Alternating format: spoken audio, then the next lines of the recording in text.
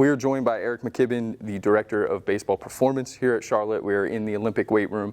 Just to get started, can you walk me through kind of your philosophy when it comes to baseball-specific training with the guys? Yeah, I think the first and foremost box you have to check when bringing guys into the weight room is player availability. Like, we want everybody to be healthy.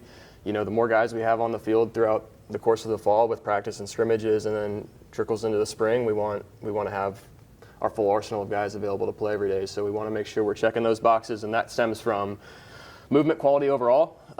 Just want to make sure when our guys are coming in here and training, no matter what exercise specifically that we're doing, we want to move through it very well. Like I always tell our guys when they come in weeks 1, 2, 3, like some of the stuff that we're going to do is very basic, but you know, we're going to be savagely good at the basics every time we do something. So it doesn't matter what point of the fall or the spring that we're in or how advanced somebody is. Like when we do something here, it's going to be very quality. And then on top of that, you know, we're going to train a lot from our speed. Like we're going to do a lot of speed training, jump training.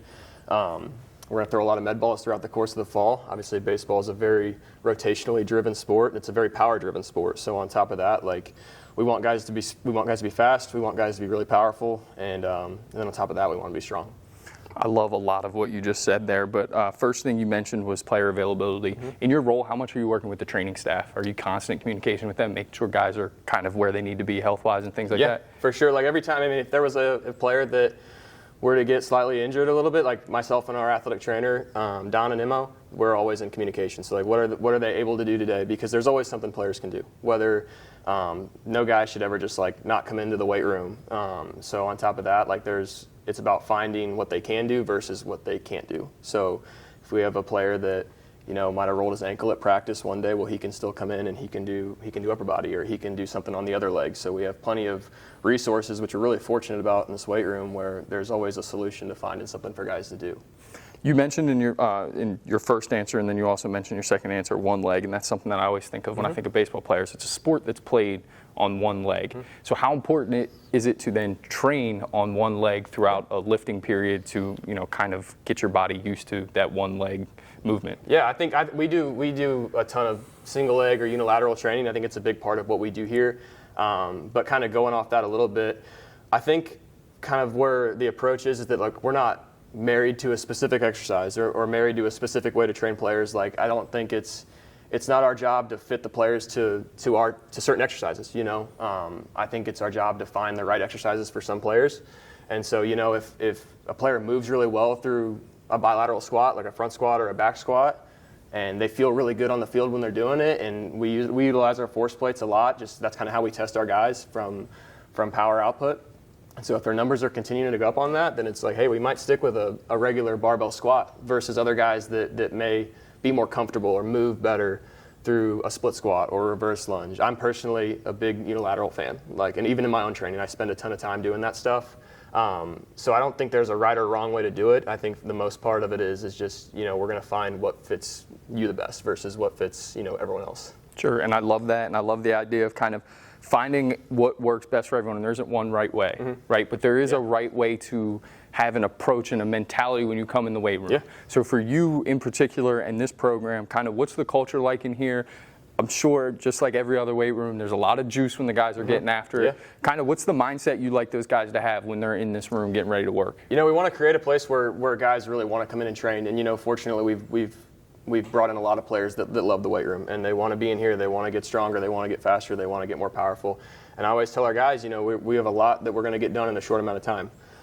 Essentially, I have about four hours a week with them, and so it's like for us to be able to get all the sprint work and speed training that we want to get done, all of our jumps, med balls, and our lifts, like we're going to have to be really focused when we're in here. And we have a ton of fun when we aren't here. Like the music's loud. There's a lot of energy. Our position players are training in the morning, and our pitchers are usually going in the afternoon after practice. And you know, for us, it's really simple. It's an energy and effort and a consistency standpoint. Like if you check those three boxes, like you're going to have success in here just because you're surrounded by a lot of individuals that all have, you know, the same goal. Like everyone wants to get better, and then most importantly, everyone wants to win a lot of games. When you kind of get that culture going, then I would imagine then it kind of becomes almost player-led as far as how to act in here. And if mm-hmm. guys are slacking off, they'll push each other. Am I correct in saying that? Yeah, for sure. No, that's probably one of the most rewarding things is seeing players be able to hold each other accountable. Like that's a big thing, because I think like it's like if I'm the one holding everybody accountable all the time, then then we're probably not going to reach our ceiling. But if players are able to be honest with each other and tell the truth, and push some guys along or drag some guys along when they need to, that's going to be important. And then I think another really cool thing, kind of going off player led, is like there's been a couple scenarios in here, because we might have 20 guys in here at one point. All of our position players lift as one group, so we could have anywhere from 16 to 20 in here any given day. But when you see like an older guy going over to help a younger guy, like if I'm on one side of the weight room and we're doing, like, let's just say front squats or bench press, for example, and I see an older guy walk over and kind of give a guy another cue that we've talked about in the past, because the guys that have been here for 3-4 years, they kind of know how to do like what we want to do. And so anytime you see that, like that's a really cool moment, especially as a strength coach, when like your guys that have been in the program for 2, 3, 4 years kind of know exactly what it needs to be, because we've kind of honed in on it. We've coached it really hard for as long as they've been here, and they kind of understand what it needs to look like. And I love that you mentioned that, because you bring up the younger players. What's the biggest adjustment you see and for younger guys coming from high school to then be in a college program, in a college weight program? Because for the first time, it's baseball becomes essentially like a full-time job for them. Yeah. So kind of what's the biggest adjustment or hurdle for those guys when they come in? I think for me particularly, I would say for like a younger freshman that comes in, and I tell some of our guys this, it's like, run your own race, like focus on yourself. It's like, we don't expect you to be able to do the same amount of things or the same things that a guy that's been here for 3 or 4 years can be, because it's really easy. You can look to your left and your right, and you're like, man, this guy's a lot stronger than me. This guy's a lot more physical than me. This guy's a lot faster than I am. His force plate numbers are really good, and it's like, yeah, but like this, everyone starts at a certain point, and so it's like, run your race. We're gonna take it. It's one day at a time. Like, we're gonna teach you how to move, and we're going to get you strong, and we're going to get you fast, and those are the things that we're going to focus on, and from there, a lot of that stuff take care of itself. But obviously the workload's a lot different, even because you're adding on top of class schedules, so it's like kids are going to class, they're on their own for the first time, so it's navigating some time management, and I think the biggest challenge for a lot of college kids is nutrition and sleep. Like, you're staying up late doing whatever, whether it's schoolwork or hanging out with your buddies, and it's like, we train at 7 in the morning, our position players, so it's like, you're going to have to go to bed. Like, you can't stay up late and expect to be really good in here at 7 in the morning. And then we expect you to be really good in here. So you've got to do those things, because if you show up and you're not doing your part, you're not training the way that the expectation is that you're going to fall behind. And so it's like, I always tell our guys, like, you guys do the work. Like, you guys get all the credit for everything that goes on in here, because you guys are the ones that show up every day, and you guys train. And we train 4 days a week throughout the course of the fall, and it's been awesome.